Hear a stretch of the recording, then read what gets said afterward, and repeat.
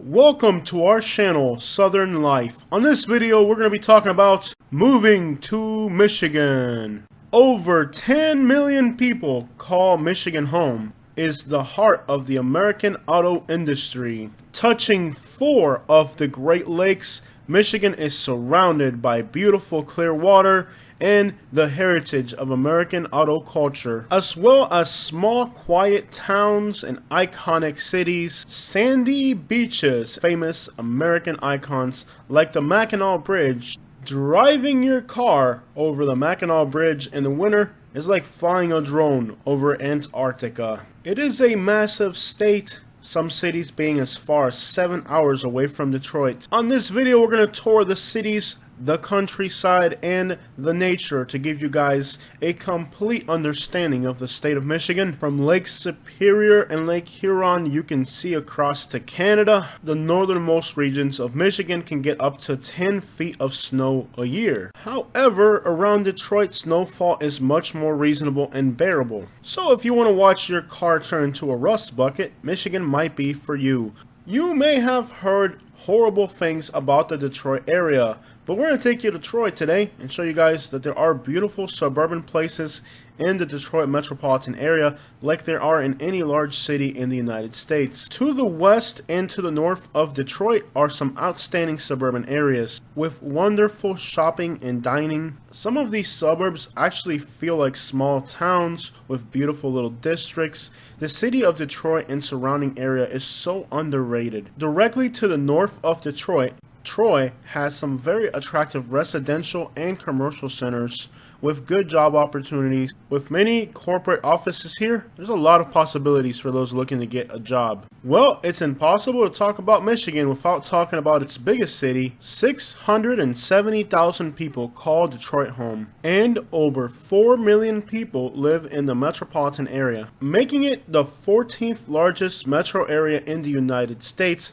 There's more people living in Detroit than there are in Tampa, than there are in Seattle and San Diego, consistently making #1 on all of the worst lists for crime, danger, murder city, and all other types of undesirable categories. I actually found Detroit to be a very interesting city that I would love to return and see more of. So while most YouTubers are going to trash talk Detroit and tell you it's dangerous, it's unsafe, it's a murder capital, I actually thought it was an incredible city with incredible food, lots of things to do. I also think it's an influential city culturally as well. We can see that it's a very underrated city. And while I'm not going to tell you that it's a great place to live, it definitely has a lot to give to its residents as far as cuisine, a category in which Detroit provides sufficiently in. I really recommend this place called Olga's. I love their pita bread. It's like the Panera of Michigan, and some of the locals say that if you rub the bread on your car, it won't rust away in the next coming snow season. One negative thing that I can say about Detroit though is that I found the people to be extraordinarily rude and disrespectful and inconsiderate to other people, especially in the suburbs. Give you an example, I was in a Starbucks inside of a Kroger supermarket. An employee proceeds to get into an argument using profanity with a customer. I decide to walk away, and I'm encountered by a person aggressively begging for food and money, even though I just told that person outside the store that I had nothing for him. He managed to get inside the store and was harassing customers. That is never acceptable for a suburban area. Within the city limits at night, it does feel very dangerous. Most cars do not stop at red lights or stop signs, and even residents familiar with the neighborhood would prefer not to go outside at night, where gangs feud on the streets openly with impunity as law enforcement is afraid to go in these neighborhoods. However, out of these rough neighborhoods, a young man who was white wanted to be a rapper. At that time, rappers had to be African American, but this little white boy had a dream, and out of the trailer parks of Detroit came Eminem, one of the top earning artists in the hip-hop music industry. A young man who most people had no faith or believed in him, but he was able to make it out of those circumstances. Nobody believed in him, nobody had faith in him, but he had a dream, he went for it, he seized his opportunity, and out of the streets of Detroit is now one of the greatest rap music artists to ever exist. He had a dream, he believed in himself, and he didn't care about what other people thought. Goes to show that you cannot let your environment determine who you are going to be. On the northern tip of Lake Michigan is Petoskey, with beautiful beaches, mountain views. This is one of the most beautiful towns that you will find in Michigan. The natural settings are breathtaking. Between beautiful Clearwater lakes and state forest, this area is a nature lover's dream. Home to North Central Michigan College. Located at the point of Little Traverse Bay, this is one of the most scenic places you will find. Popular activities here include kayaking on state park beaches, trying to unstuck your snowmobile after a snowstorm, and saying A. Yeah, apparently people in Michigan do that as well. I thought it was just people from Minnesota. So if you want to relocate to a frigid part of Michigan and be covered in snow half the year and then enjoy some beautiful views like the other part of the year, this town is definitely for you. There aren't incredible options for work, and real estate here is a little expensive for Michigan, but fairly average for the rest of the United States. You want some good views and a nice clean city, you're going to have to pay for it. I hear the fishing is also really good. And the town has just about all the regular shopping you would need. Nothing extravagant, but all the basic shopping is covered here. Now, if you want to live somewhere a little bit more remote, I picked out the small town of Canadian Lakes, known as a golf resort community. Most of the areas here have an HOA to get access to small parks, golf courses, and also small lake beaches. You can buy a lot here for like $2,000, extremely affordable. However, with the HOA fees, holding on to these lots may not seem like a good investment. The homes are medium to small cabins and places for people to retire or enjoy a little vacation from the big cities like Detroit or Grand Rapids. If you're looking for a little getaway in Michigan, far away from everything, maybe get a pontoon boat and do a little bit of fishing and just get away from everybody and just hide away from everything, consider looking into Canadian Lakes. And even the children love this place. My wife's family's from this area, and some of her most beautiful childhood memories were right here. And I'm also a realtor in Michigan. Just playing. That's like every single YouTuber,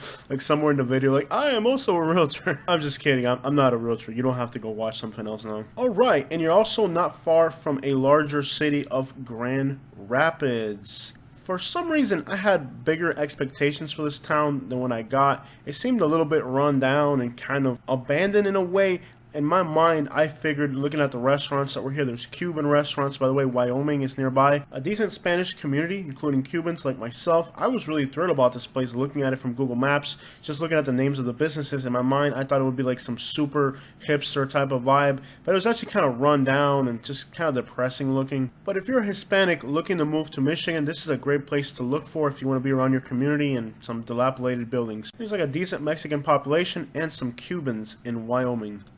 Frio city. The area seemed to be predominantly very liberal. Caught me off guard. I had no idea Michigan was like that. So at least for face value, it seems like a welcoming, accepting place. Some of the neighborhoods were absolutely gorgeous. There's a surprisingly large number of Mexican taco places, so if you like Latin food, this place will do you very well. With an international airport and a good amount of industry, this town is a great place to consider moving to in Michigan. But to be honest, I found it to be a little dull and boring, and kind of nothing about the town stood out to me. Seems like a great place to come into town if you live in the rural areas outside of here, but to live here itself, to me, nothing really caught my eye or made me feel like I don't want to live here.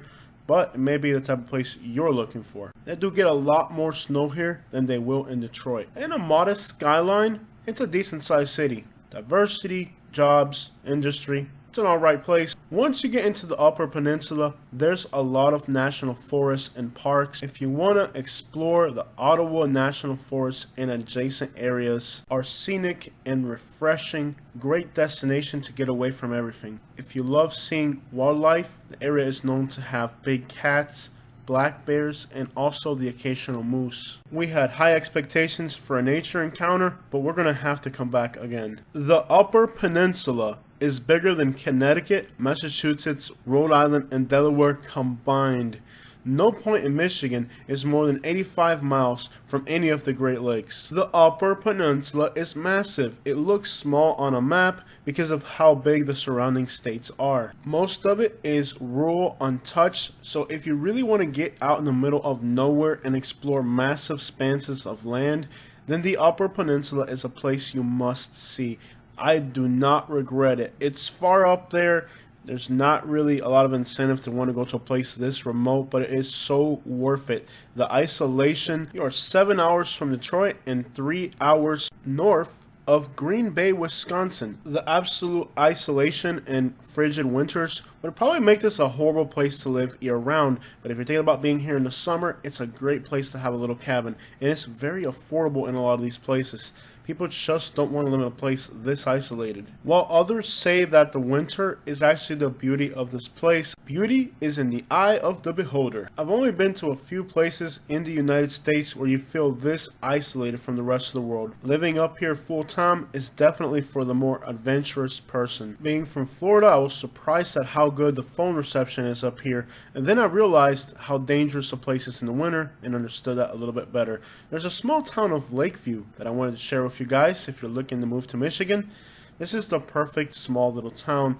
Of course, the name Lakeview would suggest that there's a lake right next to the town. Just outside of Grand Rapids, beautiful little towns like this one are scattered throughout all of Michigan. Used to be you would only find out about places like this through word of mouth, but now with the internet and with people working from home, these little towns are starting to be more attractive to outsiders. However, a lot of people are leaving Michigan due to the brutal winter, so if you're thinking about moving to Michigan, you need to understand a lot of people are actually moving out of Michigan. And many of these towns on this list, the populations have not been growing. Some of these places have had declining populations. Beautiful in the time period that we visited it, living in Michigan in the winter is very challenging. Even in Canada to the north, a vast majority of the population, or roughly 50%, of the people living in Canada live in the extreme southern part of Canada, right next to Michigan. So with half of Canada's population being in the extreme southern end,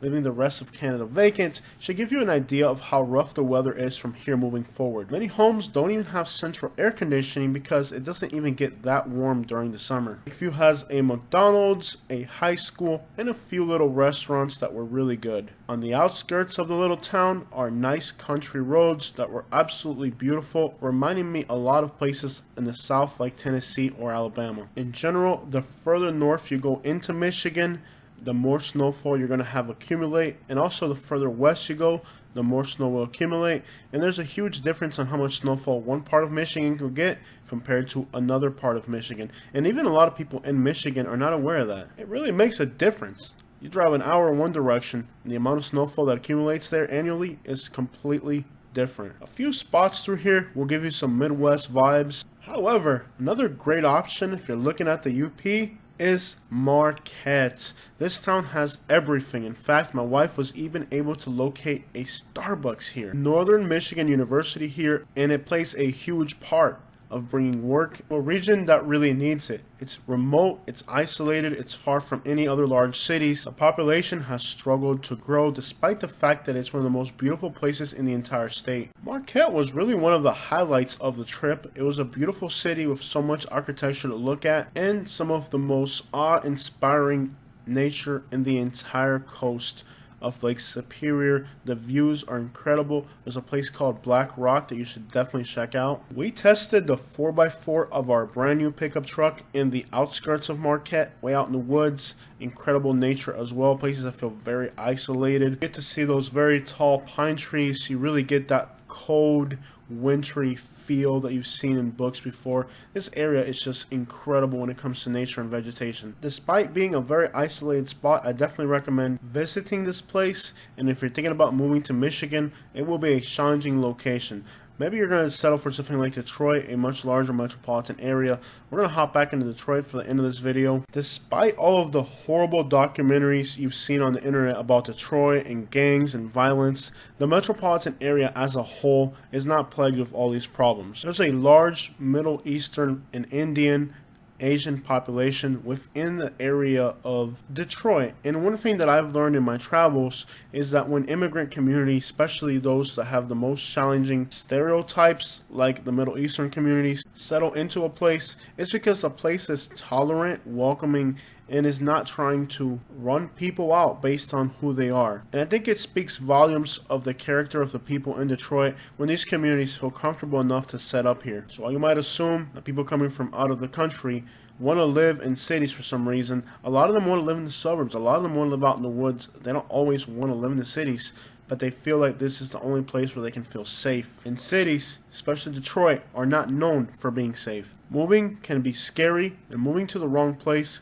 can be even more scary. Downright dangerous for some individuals. Michigan has a lot that attracts people from other places far away in our globe. And over the years, those people's food and culture start to influence the regional culture. Compared to other states, it's a very welcoming place, willing to give anybody a slice of the American dream without being prejudiced.